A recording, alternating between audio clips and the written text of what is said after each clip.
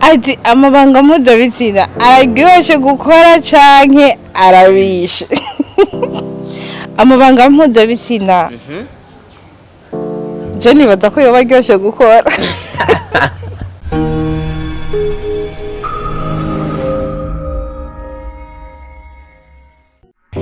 Mwaramutse amahoro canke mwiriwe bakunzi ba Mico Talent TV bivanye n'ibihugu bitandukanye murimwo abari mu Buganda, muri Tanzania, muri Congo, muri Kenya, mu Buganda ndetse no ku mpera z'isi hose. Mwese ndabasuhuje ndaramukije amahoro y'Imana abane namwe. Hama nonge ndabibutsa neza yuko irijwi muri ko murumva ari ijwi rya Jedor. Ndabakunda cyane gose ukungene mudukurikirana uko bukeye nuko bwije. Hama uyu munsi n'umunsi udasanzwe. Reka nonge nsuri mbwatsi n'umunsi udasanzwe, umunsi ukomeye cyane gose. Nongeye gukorana namwe kugira ngo ndabahereze ikiganiro kimeze neza cyane gose. Mbega muri baza neza yuko uyu munsi tugiye kuyaga iki namwe munkurikirane cyane gose kugira ngo ndabayagire ibintu bimeze neza cyane gose. Murakoze.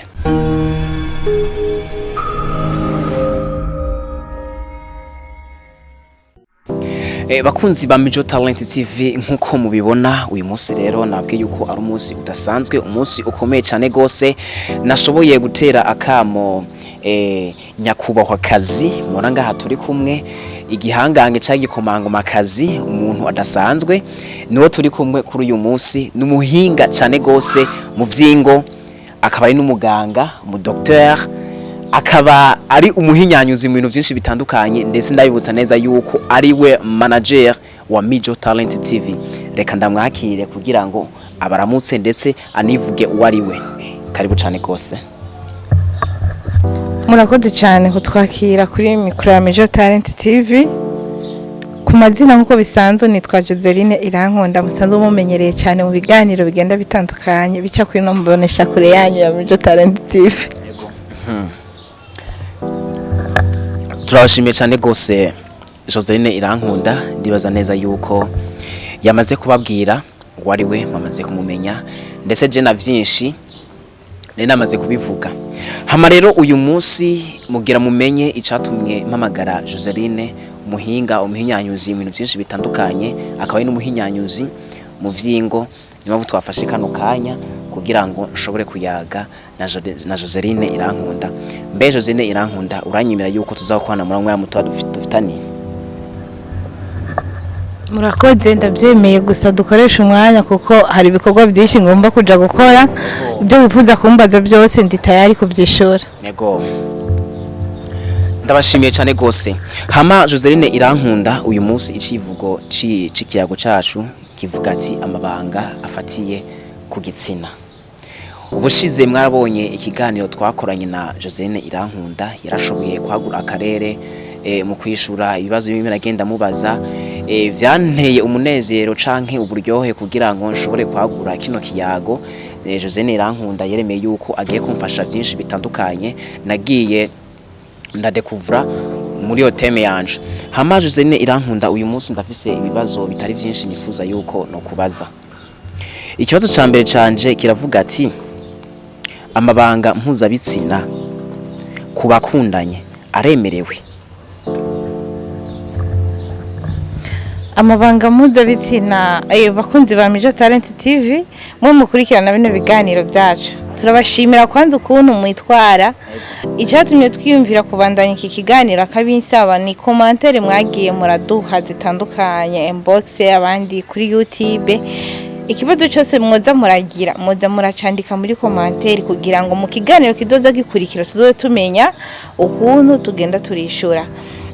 Jedora waroje kumbaza ngo amabanga mpuzabitsina aremerewe kubakundanye, ku bantu bakundanye. Bakarura bari bakiri fiançailles, bajya bagiye masheri shushu, bajya kija mu rukundo. Apana bubakanye? Apana bubakanye. Abakija mu rukundo nyabagikundanye. Ese gukora amabanga mpuzabitsina biremewe? Je nko ku ruhande rw'iwanje nibaza yuko gukora amabanga mpuzabitsina ku bantu bagikundanye ntago byemerewe na gato. Ati gute bitemerewe? Kuko ntibaba barashika muri ico kiringo cyo kubikora. N'ijambo ry'Imana riravuga yuko iyo wamaze kwimenera ibanga wowe wenyene ubwawe ntushobora kuja imbere y'Imana.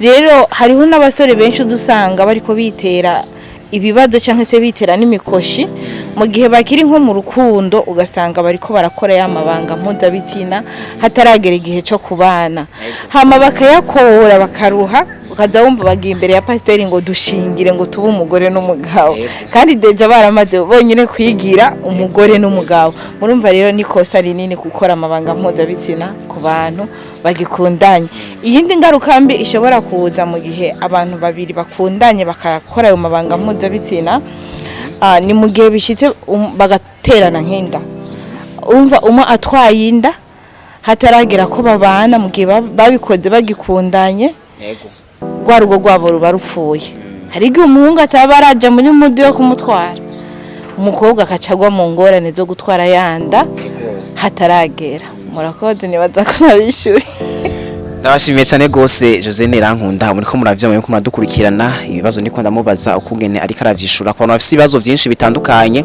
ni kuduhamagara Jose Nerankunda akabandanya adufasha nta byinshi novuga kuri ico kibazo ca mbere kuko yamaze kubaha inyishu itomoye ndafise ikindi kibazo kigira kabiri kurabo nyine basanzwe bakundanye batarubakana mbega ni ryari abakundanye bisanga mu mabanga mpizabitsina Nigari abakundanye bisanga mu mabanga mpuzabitsina kenshi amabanga mpuzabitsina nkuko nyine bayise amabanga mpuzabitsina n'amabanga akorwa n'abantu babiri bafite ibitsina bigize gute bitandukanye rero mu gihe abo bantu babiri baba bakundanye bakabyisangamo akenshi nibo babyitera kubera nk'umuntu mukundanye murashobora kuyagira ahantu dufate nk'aha twicaye ahantu mushobora kugira ibiyago bituma ivyumviro byanyu bishika kure ngo byegereze gukora y'amabanga kubera muba muri ahantu hitazuye hiyaguye haje umuntu wese ariko iyo mumaze kuba mukundanye dufate nk'akarero umukobwa ukabukundanye n'umuhungu utegura ko muzobana ukamwemerera mukaja ahantu hihishije mukagiranira bya biyago akaronka uko ntagukorako akaronka uko ntakuyagisha bya biyago bigera kure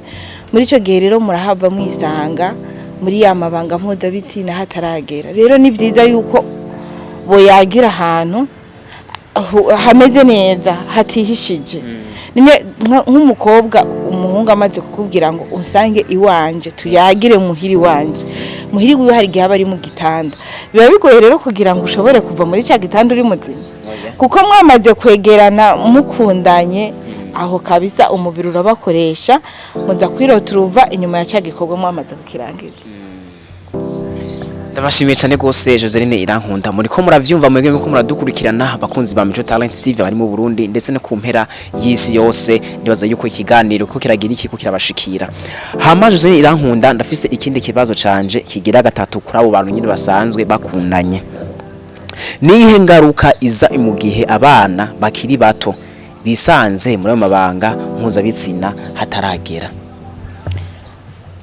sinumvise neza ikibazo niyihe ngaruka iza mu gihe abana bakiri bato bisanze muri mabanga mpuzabitsina hataragera ndashaka kumenya ingaruka ibazako murakoze ingaruka iza mu gihe abana bakiri bato bisanze muri ayo mabanga hataragera ni ingaruka nyinshi cyane icambere mu mabanga mpuzabitsina iyo yakoze mu gihe kitari ico urahakura ingwara hariho ama infection hariho ingwara zandukira ziciye mu bihimba by'irondoka ni nyinshi rero mu gihe uri kurabikora ukiri umwana ushobora gusanga ubikoze nka rimwe canke kabiri wa muntu mukoranye akabara bigwaye ucukura ya ngwara nawe ugize gute uyifise abavyeyi bawe ntibashobora no kubimenya kuko niba bazi n'igihe wabikoreye rero murumva yuko iyo ni ingaruka mbi ya mbere iza mu gihe umwana akiri muto akoze ayo mabanga ikindi kigira kabiri dufate ubu muri no myaka murabona ibihe byarahindutse ntibikimeze nka kera la fopasi hari akafoto nabonye k'umwana w'imyaka menga nimba ari 12 nimba ari 13 kariko karazunguruka ku ma social media bavuga yuko uwo mwana afise inda yibungenze yari umwana nyene mutoya umuraba nawe ukumva nakagongo afise inda cyo wiyumvira none umwana w'imyaka 13 wenyene abakiri umuregwa iyo nda azoyivyara gute, azoyivyara neza canke azoyivyara bamugiriye cesarienne, uwo mwana azoregwa gute? Kuko nurya mwana muvyaye wenyene ari cari umwana w'imyaka 12 canke 13 abakiri umwana mutoya. Ako gafoto nawe akabonye numva karambabaje, karambabaza gose, niyumvira ati mbega nkurya ari umwana wiwanje vyogenda gute? Rero nico gituma amabanga mpuzabitsina ku bana bakiri bato ni kosa rinini. Akenshi muze murabe hari igihe iryo kosa rishobora kuva ku muvyeyi canke rigashobora kuva ku mwana. Ibyo rero ndibaza mu kindi kiganiro kizokurikira tuzovyagura neza, twerekana ingene ikosa rishobora kuva ku muvyeyi canke rikava ku mwana. Ndabashimiye cyane gose muri ko murumva ukungene Joseline Irankunda ariko abasha yagura inyishu z'ibibazo vyanje ndiko ndamubaze nateguye kuri uyu munsi. Hama ndafise ikindi kibazo nshaka kubaza Joseline Irankunda, mbega umuvyeyi canke abavyeyi hoba hari ingaruka mbi bagira mu gihe abana babo bisanze muri ayo mabanga mpuzabitsina? Mbajije ikibazo ciza cyane ati umuvyeyi canke abavyeyi.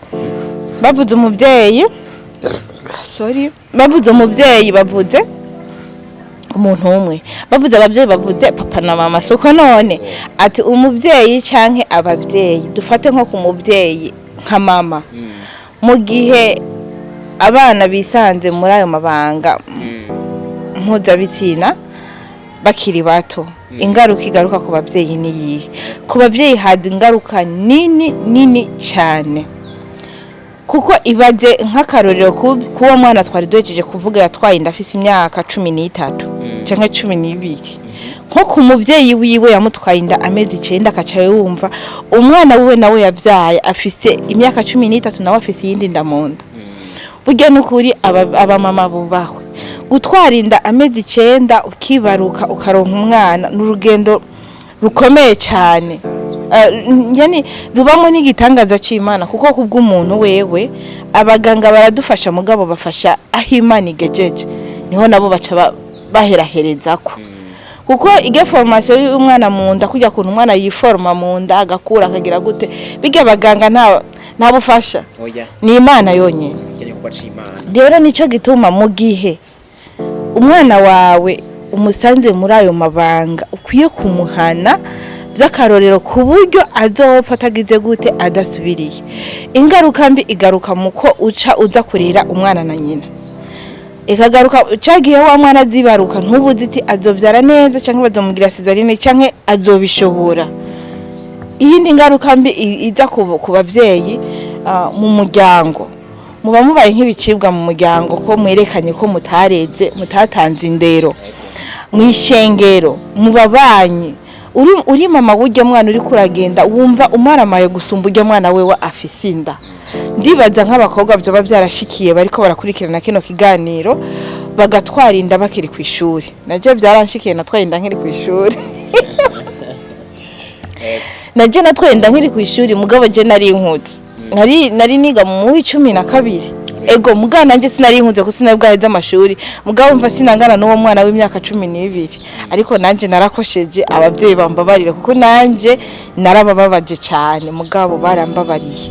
Rero ndiko ndavuga rero babana bakiri bato bishitse abavyeyi barababara cyane, bakagira igisebe kinini, bakagira n'igisebo mu babanyi no mu muryango no mu ishengero. No kurera babana umwana n'umwuzukuru urumva yuko ari ingaruka mbi. Wa mwana amuvyaye ntaba kibandanije ishuri, abanza kicara nk'imyaka 2 canke 3, umva na sharije zo mu muryango ziba ziyongeye. Urazi ko ubuzima bw'ubu turimo bugoye, umva ni ingaruka nyinshi cyane ziza ku bavyeyi kuri ico kintu iyo gikozwe hataragera ku bana bakiri bato. Mwebwe gwaruka muri ko muradukurikirana, murumva yuko iki kiganiro ari kiyago kimeze neza cyane gose. Umuhinyanyuzi umuhinga Joseline Irankunda ariko aramfasha, ndabatumira kukwikirana kino kiyago cacu kugira ngo kize kibafashe byinshi. Mwebwe mutarashinga ugwanyu mukiri muri sherishushu bebe n'ibindi bitandukanye, ivyo mubikore mugira mupaka runaka mugira kubera murumva neza yuko hariho benshi bibabaza ndetse binatsitaza sabo bonye ndetse bikaza n'ingaruka kuri mwebwe nyine mwa mwabikoze. Ndagushimiye cyane ko Josene Irankunda uri kurabasha wagura ibibazo by'iwanje. Hama ndafise ikindi kibazo kuri abantu yasinze bakundanye. Mbega amabanga mpuzabitsina araryoshe gukora canke arabishe? Kuko abantu benshi barahurumbira, yaba akuze, yaba abana, yaba bashaje, ku bantu bose. Mbega yoba aryoshe canke arabishe? Je navyo nzi. Je dorumbajije ikibazo kigoye cyane, ibindi byose nagerageje kubyishura. Ariko icyo ati amabanga mpuzabitsina araryoshe gukora canke arabishe? Amabanga mpuzabitsina je nibaza ko yoba aryoshe gukora. Ati amabanga mpuzabitsina araryoshe gukora, tuyagire. Igituma nibaza ko aryoshe gukora twarabivuze mu kiganiro giheze, aho twasanga ari ikintu gihurumbirwa n'abantu benshi. Mugabo aryoha ryari akabiha ryari? Aryoha mu gihe uyakoze mu kiringo ciza. Twabonye ibiringo bibi n'ibiringo byiza. Aryoha mu gihe uvuga ati jewe ndiko ndayakora n'umugabo wiwanje. Umuhungu yarashitse muhira yarankoye, twaragize eta civile, twarashingiwe imbere y'amategeko n'umugabo wiwanje. Uwo kabisa mwosiba kutabikorera mu isoko canke mu ibarabara canke mu modoka ahantu hateye isoni, mugabo uwo muba mubirekuriwe umwanya wose. Rero ti abishe ryari naho? Abishe mu gihe uyakoze n'umuntu, basi no bivuga gute, uyakoze n'umuntu atari uwiwawe. Kuko bajya bose mubikorana sabi wawe, mugasi mvuze ko bikora abariko baradukurikira. Ni kuvuga mu gihe rero yakoze n'umuntu atari uwiwawe, dufata nko murashobora gucatinga n'umuntu kuri telefone, n'umusore nawe uri umukobwa, ari ahandi hantu nawe uri ahandi hantu, kuko ubu na telefone ziratuma ayo mabanga abantu benshi bayisangamo. Mukayaga akakuramutsa wiriwe gute, naho waba ufise umugabo cyangwa waba ufise umu boyfriend, n'uwundi muntu wo ku ruhande ataco muhuriyeko. Mugabo uwo muntu aba yabyutse wewe mu mutwe wiwe yumvamo kugira gute kuba yobikora, yamaze kubyisha. Mugabo ntafise umuntu bagira gute bari bubikorane. Mu gihe rero wowe aba yaranakwiyumviriye ko gato iri nk'umukobwa akaca kubyuka kwandikira, ukacibona ibyo muntu ni mwahora muyaga, ariko no munsi arakubajije wariye wafunguye ibiki nibiki, atangiye kukurungikira udustike. Ubu hariho udustike barungika muri telefone tw'ubusutwa. Yego ndatuzi. Nawe uratuzi. Twubusu ugasanga arakurungikiye akambere te urakarabye uri mu gitanda nawe ari mu gitanda. Aho deja mwamaze kubihereza ubwenge, mwamaze kubona ko umenga mubonanye mugira gute mwobikora. Uyu munsi muraduhanye, ejo muraduhanye, hama murahanye isango yo kugira gute yo kubikora. Nimukundanye, nimutegura kuzobana, ntimurana abana, mubitejejwe n'iki n'ubugenzi gusa bisanzwe. Muri ico gihe rero iyo bishitse mukabikora, mukibikora biraryoha. Ariko iyo muhejeje kubikora uraregreta, ukavuga ibi bintu ndabikoze n'uno muntu kubera iki. Ariko rero ufite nk'umuntu wawe ukunda wihebeye, umaze kubona yuko umuciye inyuma ku muntu atanakazoza kiwawe umuzigako, muri uwo mwanya urababara. Ukibikora wumva ari sawa, mugabo iyo urangije kubikora urababara. Ndibaza aho nagerageje gusigura neza, n'iryari biryoha n'iryari bibiha, kuko wambaje ati biraryoshe canke birabishe. Rero nasiguye igihe bibishe. Igihe bibishe ni igihe ubikoze n'umuntu atari wiwawe, atani ikintu na kimwe mufite muhuriyeko. Cyangwa ugasanga uno munsi uracihura n'uyu murabikoze, ejo uhuye n'urya murabikoze, haragera igihe wowe ubikora gusa kubera kuryoherwa, mugabo ntago biba biryoshye cyane. Biryoshye cyane rero mu gihe ubikoze n'umwe nakubwira azwi imbere y'Imana n'abantu. Ndagushimiye cyane gose Josene Irankunda. Akonanje kanagatire ko commentaire sinje no hahera. Yavuze ati ngo biraryoshe, aravuga kandi birabishe. Wavuze yuko biryoshe mu gihe hano bakundanye bubakanye umugore n'umugabo. igihe ko arakora amabanga mpuzabitsina no kuri babiryosha. Arongera aravuga neza yuko no kuri bajya badasanzwe bubakanye nabo biraryoha, ariko rero biryoha umwanya muto bikaca bibiha. Ariko kuri bajya basanzwe bubakanye biraryoha, biguma biryoha kandi bizoguma biryoha makibe bidashira. Ego aho kantu ko murakumva, muze mubikore mwisunze iryo tegeko Jose Nirankunda adushiriyeho. Hama ndagushimiye cyane gose Jose Nirankunda kuba wemeye kano kamo, ukaza tukayagirana bose kwa dukurikirana, yaba bakundanye abatarakundana bose kwa dukurikirana. Hama reka ndagushimire kuba watwemereye, muratuyagisha, muratwemerera, muratwishyura ibibazo byacu twateguye kuri uyu munsi. Imana ibahezagire. Hama nongera ndabibutsa neza yuko kuri micro twari kumwe na Jedor, inyuma ya kamera yari David Harrison, ariko abikora neza cyane gose kugira ngo amajwi adushikire ameze neza, kugira ngo amasanamu abashikire ameze neza cyane gose. Reka Jose Irankunda ugire akajambo ubwira ko badukurikirana kugira ngo dusozere ikiganiro cacu. Akajambo kanyuma no babwira nuko tubakunda kandi twifuza kugera kure kubera mwebwe. Kandi muri kino kiganiro c'amabanga mpuzabitsina twatangiye gukora, icya mbere kiri kuri YouTube, iki ni kiganiro kigira kabiri cacu. Hariho nibindi byinshi bizogenda birakurikira ku nyigisho zano mabanga mpuzabitsina, kuko twagerageje kuraba n'amabanga usanga agoye gutwara, meme ku bantu bubatse no ku batarubaka, ndetse no kugwaruka turiko turavyara ku bana bakiri bato bariko barakura. Mbe waruzi yuko no tubebe ubu hari utwo usanga turiko twiga kubikora. Utubebe tukiri duto, nawo zintu vyinshi utubebe waratubonye. Utubebe mbe bibaza ngo utubebe ngo twiga kubikora kubera iki? Kubera hari igihe abavyeyi bisamarako ugasanga bibaje ngo kajya kana ni gatoya nta bwenge karagira, bagaca baza kubigira gute kubikora kakana kabona. Ibyo tuzobibandanya mu kiganiro gikurikira. Bakunzi ba Mijo Talent TV rero turabashimiye, mwakoze kubana natwe. Icyo twifuza mukomeze kugira umwete wo gukurikirana ibikorwa byacu. Ibibazo mwagiye muragira mu bitubaze muri commentaire, tuzorishirizaho kubishura. Yari Joseline Irankunda, mwariko murayaga, murakoze cyane.